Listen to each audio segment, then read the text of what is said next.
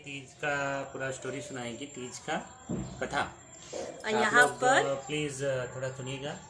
यहाँ पे प्रसाद देख लीजिए, भाभी जी के पूरे सुहागन की चीजें जितने आपसे हो पाती है वो आप लाकर उनकी पूजा कीजिए सच्चे मन से।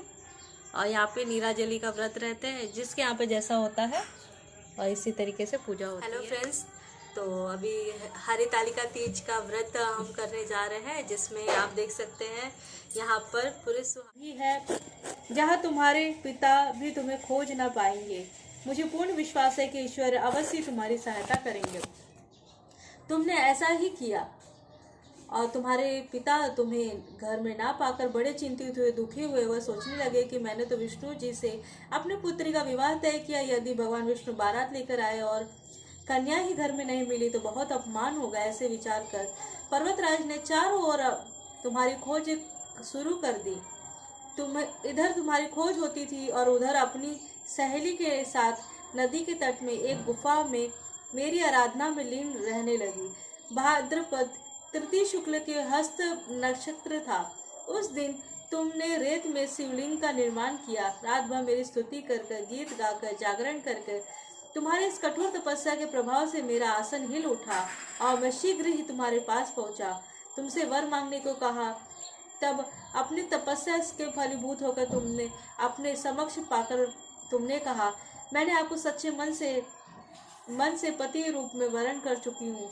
यदि आप सचमुच मेरी तपस्या से प्रसन्न होकर पधारे हैं तो मुझे अपनी अर्धांगिनी के रूप में स्वीकार कर लीजिए।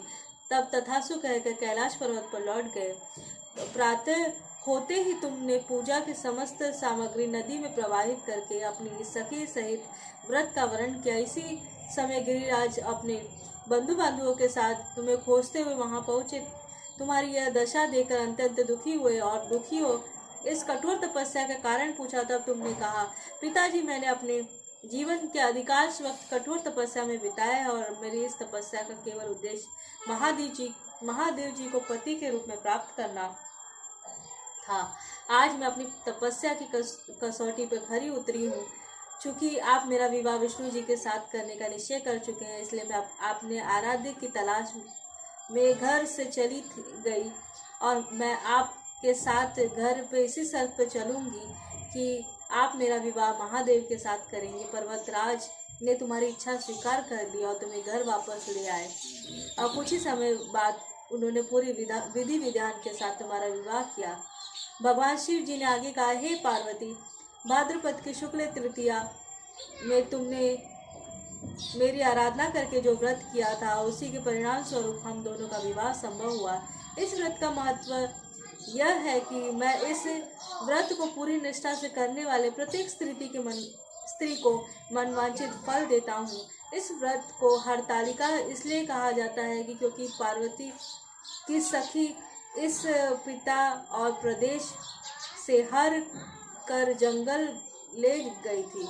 हरत अर्थात हरण करना और आलिका मतलब सखी।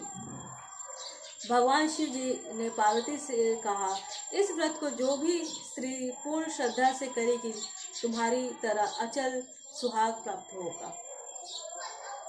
तो यहाँ पर ये हरितालिका तीज की कथा का समापन हुआ और इसी के साथ साथ आप सभी को हैप्पी तीज। तो फ्रेंड्स, जितना मेरी समझ थी मैंने उस हिसाब से सब कुछ किया है।